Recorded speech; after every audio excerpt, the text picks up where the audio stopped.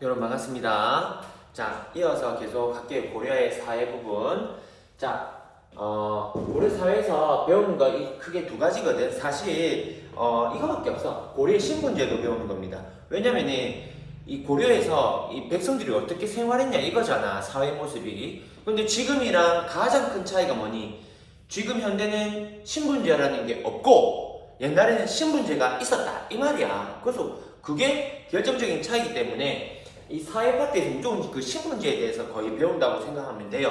그래서 앞에 보는 쌤이 충분한 설명을 했기 때문에 그냥 복습이랑 요게 빠져서 그냥 요 말이 빠져서 합니다. 왜냐면 우리 교과서에는 또 소개는 안 돼 있지만 여러분들이 궁극적인 목표는 또 한국사 수능과 모의고사에서 점수를 맞추는 거잖아. 맞지? 그래서 수능과 모의고사에 초점을 맞춰서 할게요.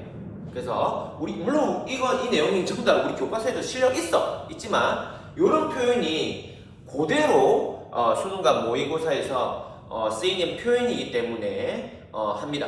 자, 그러면 신분제 같은 경우에 고려는 신분이 몇 개였다? 4개다. 그래서 제일 위에 신분이 귀족이고 여기서 뭐니? 첫 번째 우리 배웠지만 호족, 문벌귀족, 무신, 권문세족. 사실 5번째 뭐가 있니? 5번째 신진사대부도 있지만 신진사대부는 음서나 공음전 이런 혜택을 안 한 애들이거든. 그렇기 때문에 요렇게 썼습니다. 그래서 호족, 문벌귀족, 무신, 권문세족까지 보면 돼. 하고 이 신진사대부 같은 경우 원래는 밑에 항상 마이너였어. 얘한테 항상 마이너였다가 나중에 보면 알겠지만은 위화도 회군, 그러니까 고려가 멸망 직전에 정권을 잡고 그냥 바로 조선으로 넘어가기 때문에 요렇게 얘들이 거의 음서와 공음전 혜택, 사실 정확하게 하면 얘부터죠.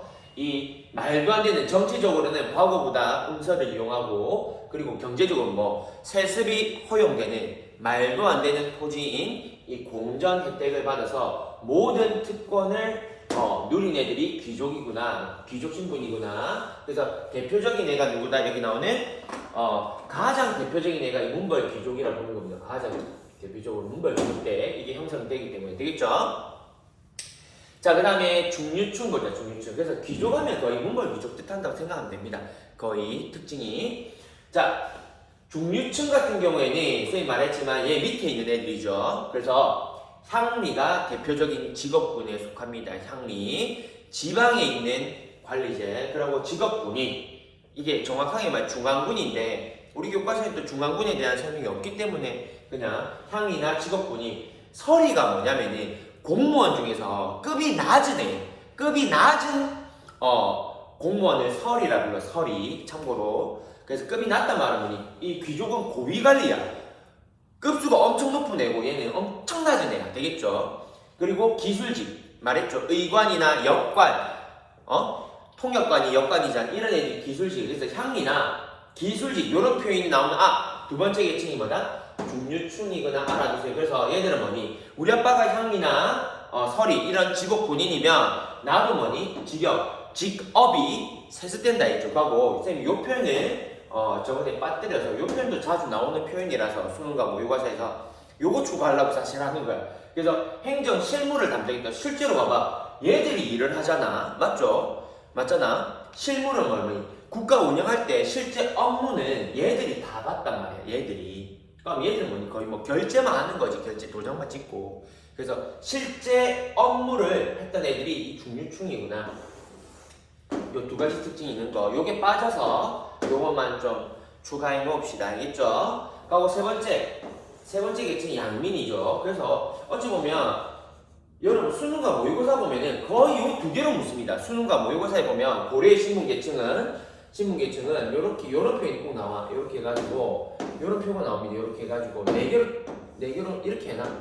거의 이렇게 나눠서 예를 들어 기역, 니은, 디귿, 거의 근데 귀족, 뭐 양민, 천민은 있고 니은에 해당하는 거 골라라, 설명 골라라 이런 문제가 나옵니다. 거의 신분은. 그래서 고려 신분은 4개구나, 4개로 해서 신분 계층 이렇게 짜지는구나 이렇게 알고 있으면 됩니다. 그래서 세 번째는 뭐니? 양민이고 양민에는 뭐래? 요게 안정이죠.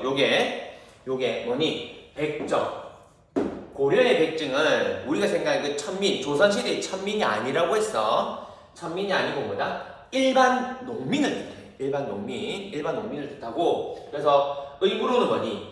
국가의 조세공납력에 열심히 일해서 세금을 내는 세금 부담의 의무가 있고, 그 대신에 권리를 갖죠. 네가 열심히 억울하면 열심히 공부해서 뭐 과거응시에서 신분 올라가라 이거야. 그래서 과거응시가 가능해요.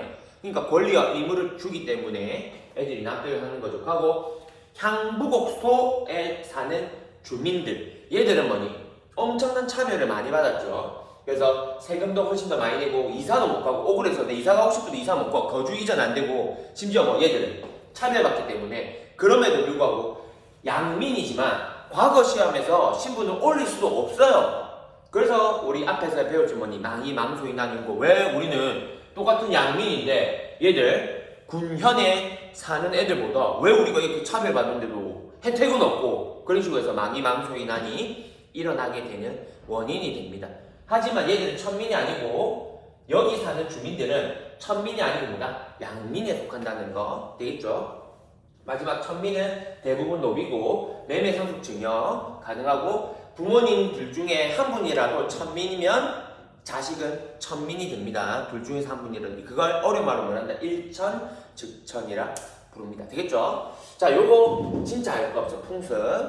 풍습은 너무 할 게 없습니다. 페이지 42페이지인데 일단 본관제, 이걸 왜 집어넣는지 모르겠어. 우리 교과서에 훨씬 중요한 게 따로 있는데 뭐 그게 안 나오니까 안 하겠습니다. 본관제를 집어넣었네.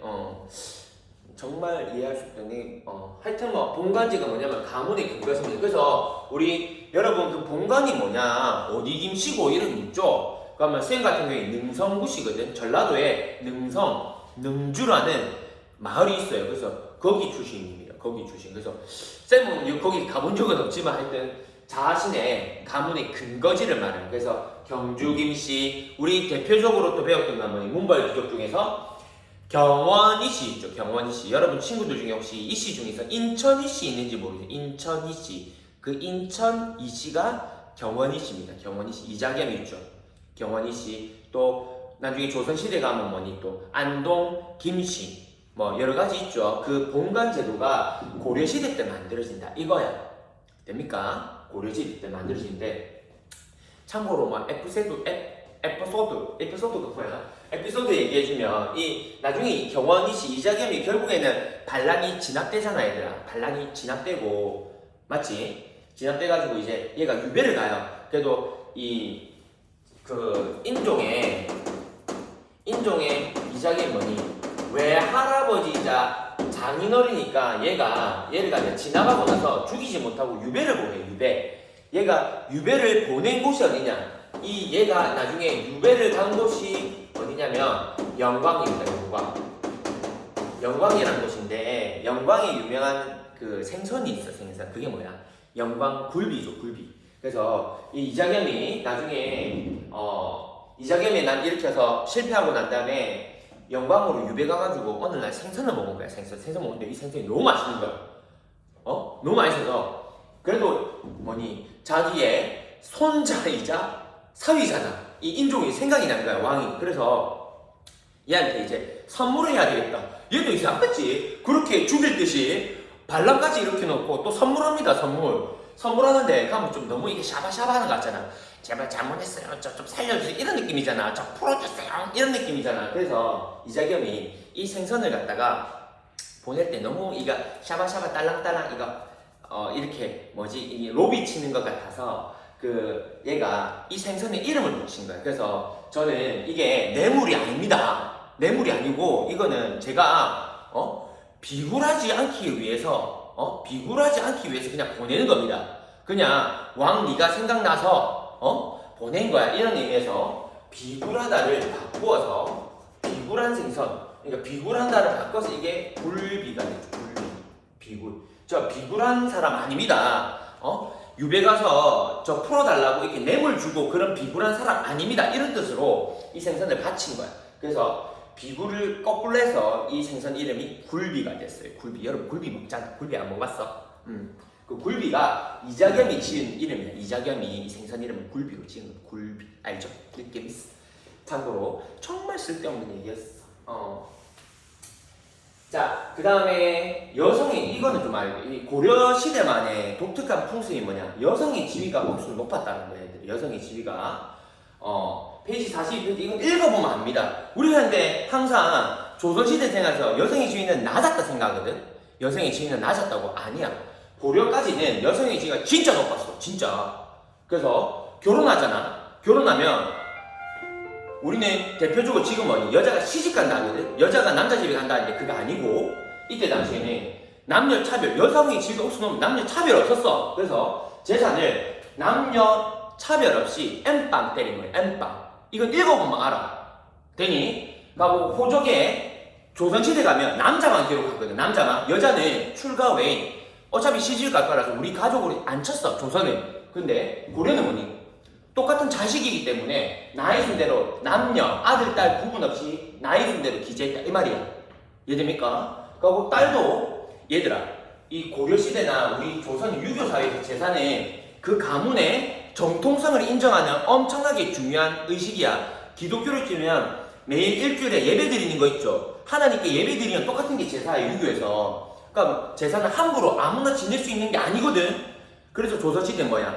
큰아들, 장남만이 제사를 지냈어. 조선은. 근데 고려는 여성 지위가 높단 말은 딸도 똑같잖아. 똑같은 자식인데. 왜? 그래서 딸도 제사가 가능합니다. 이건 읽어보면 알아. 여성의 지위가 높은 거는. 그냥 생각해서. 그하고 뭐니? 당연히 차별 없으니까 뭐 여자가 이혼, 재혼도 자유롭게 가능한 거예요. 그래서 42페이지 내용을 참고해서 이거 쭉 읽어보면 알아. 여성 차별이 없었다는 거야. 고려까지 여성의 지위가 굉장히 높아서 여성이 아주 자유로웠다는 겁니다. 됩니까? 그래서 우리 고려의 사회부분 신분제도랑 풍습을 다시 한번 선생님이 여기 찝찝해서 그냥 수능 모의고사가 좀 더 포인트가 있어야 되니까 이 찝찝해서 정리 다시 한번 했습니다. 그래서 이건 뭐가 없기 때문에 여러분 사회부분까지 해서 수고 많으셨습니다. 예.